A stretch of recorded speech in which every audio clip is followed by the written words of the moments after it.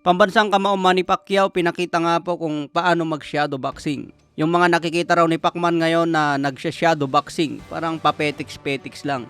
Pangit daw na habit yung papetiks-petiks na shadow boxing mga tol. Dahil masasanay daw ang katawan at maging habit mo na sa mismong laban kung petiks ka bumato ng jab, petiks ka bumitaw ng suntok. Kaya pinakita ni Pacman dito kung paano mag-shadow boxing. Makita po natin yung galaw ni Pacman mga tol, napakabilis pa rin. Nandun pa rin yung bilis niya sa edad na 45. So ayan nga po, pinakita ni Pacman kung paano mag-shadow boxing. Kailangan yung magagamit mo sa mismong laban. Sa ibang banda naman, Ryan Garcia at Floyd Mayweather nakitang nagkasama. Binanatan niya po agad ni Devin Haney. Hindi raw matulungan ni Floyd Mayweather itong si Ryan Garcia. Kung matatandaan, tinuruan din ni Floyd Mayweather si Devin Haney. Inaayos na nga po ngayon ang laban ni Devin Haney at Ryan Garcia ngayong 2024.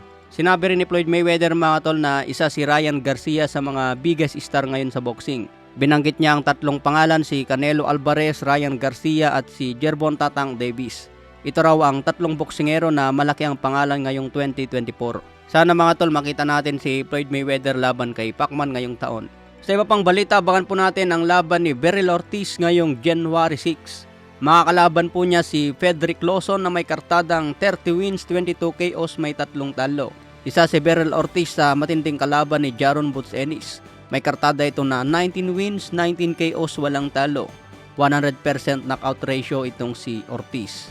Kaya abangan po natin ngayong January 6 ang muling pagbabalik ni Ortiz. Huling laban niya noong August 6, 2022 kontra Michael Mackinson. Sa ibang banda naman, Jason Casimero may paliwanag nga po sa kanyang live mga tol sa Cuadro Alas Is My Boy. Alam daw niya na malaki ang kinita ni Marlon Tapales, pero malaki nga daw ba talaga ang eksaktong nauwi na pera? Parang ibig sabihin mga tol, syempre may parte pa ang manager, may parte ang promoter.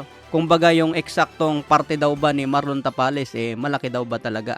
Kasi napakalaki nga daw po ng premyo laban kay Monster na Oya Inoue. Binanggit din niya na wala pa daw lakas ng loob si Marlon Tapales na magsalita sa ngayon dahil umaasa pa sa kanyang mga manager at promoter. Tinanggihan din ang kampo nila Casimero ang alok ni Sean Gibbons na tutulungan sila para makalaban si Monster na Oya Inoue. Malaki yung pira na kukuha ni Tapales against kay Naoya Inoue, pero hindi natin alam kung malaki ba yung pira niya na nakukuha ba niya yung sapat niya na pira.